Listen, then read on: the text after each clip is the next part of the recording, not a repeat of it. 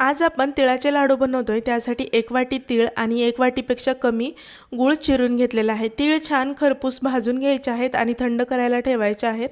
तर त्याच कढईमध्ये 1 चमचा तूप घालून घेतलेला आहे.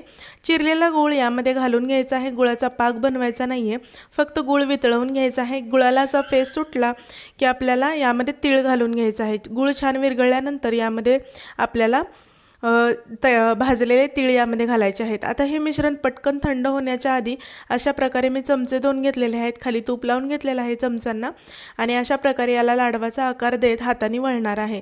हे मिश्रण तुम्हाला हाताला सोसल इतपत कडक असून तुम्ही डायरेक्ट हातावरती वळले तरीही चालतात, फक्त चटके बसतात किंवा हात लाल होतो किंवा जास्त प्रमाणात बनवायचे असतील लाडू तर अशा प्रकारे चमच्यांचा वापर केला तर पटपट हे लाडू होतात. आणि लाडू वळायला उशीर झाला तर हे मिश्रण पटकन कडक होतं.